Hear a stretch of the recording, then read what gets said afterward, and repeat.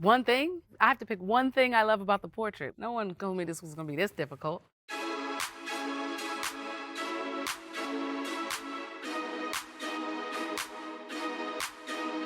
I think as an actor, I'm always sitting down and analyzing other people's identity and who they are and how can I take that on and make that my own, but not necessarily always doing that for myself. So being in a room talking about myself, you start to look at yourself in a different way. You start to sometimes see yourself through other people's eyes, and that can be really awe-inspiring and healthy. I love so many things about this portrait. There's light and joy and precision. And those are things that I think are mirrored in my life. There's a couple of my tattoos that are in there. One called Insaroma, it means child of the heaven. It's the first tattoo I ever got. I was like 19 years old. Even me being able to sit here and talk about the joy that I have and be able to move through life with joy, that is because there are sacrifices that people made before me. I am not here by myself. It's not like Samira came and did all these things and here I am. It comes from every single thing that has happened before me. All of my ancestors, whether those are my queer ancestors, my African-American ancestors, my female ancestors. And in order to not to repeat the past, but also to learn from the past and have appreciation. The Sankofa bird is a West African Adinkra symbol that celebrate that. So it was important for me to have that on there because I don't think there could be me without that. And then, I don't know, the sunglasses with the NYC and I think that's maybe my favorite thing in there. It just feels so, when I see it, it comes from a story that I told about the summer when I was 21, living in NYC, thinking I was just fly.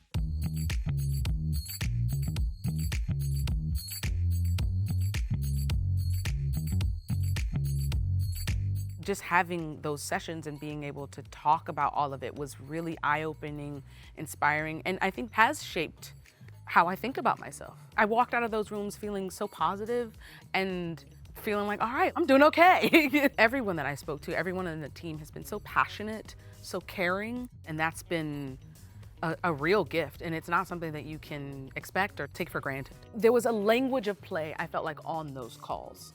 Even though we were talking about important issues. There was a lot of laughter on those calls, a lot of connection. We're using Lego bricks.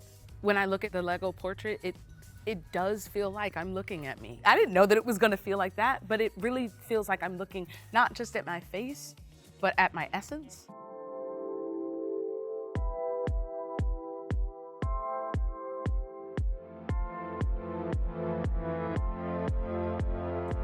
I mean, look, I've known that I wanted to be an actor since I was like 8 or 9 years old. The way I remember playing as a kid, pretending to be things, it was a lot of dress up. I was destined to do this.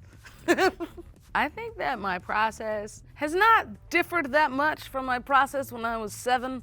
I do think that it's just a lot of play. One thing that my sister tells me, it's just not that serious. Like anything, it's just not that serious.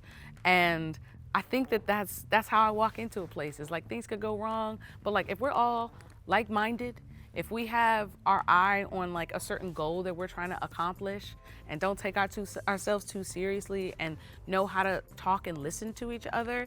I mean, even on the shows that I've been on in my life, some of them are some real serious subjects, but on set, like there has to be levity. There has to be that sense of play. So I really do think that play is really a large part of all of me.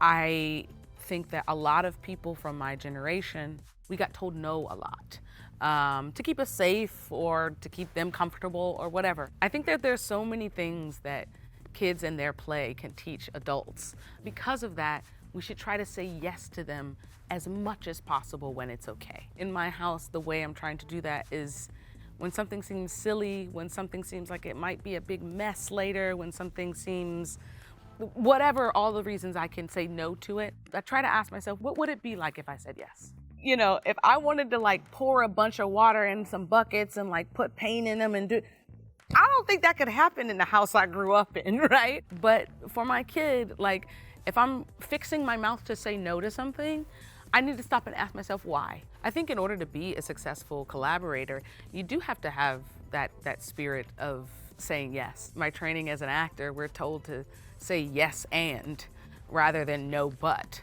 If someone's like, hey, I'm a frog, and you're like, no, you're not, you just killed the whole scene, you know? So So I just try to, I think in a lot of situations, but especially also when in collaborating situations, be able to really stop and consider something and check yourself before you say no to something. Want to know why you're saying that. Ask more questions. And that's how we get to, I think, learn about other people, about other cultures, about ourselves even, is from asking questions and saying yes. There are so many things that I think the world has that it's very easy for us to see our differences. When I sat down today and people put a bunch of Lego bricks in front of me, we all started speaking the same language, even though we're all from different backgrounds, because everyone has a story about being a kid and playing and having that unreserved, unchecked joy and even volume, right? To just play. That's how we learn to trust. That's how we learn to love. That's how everything we learn through play.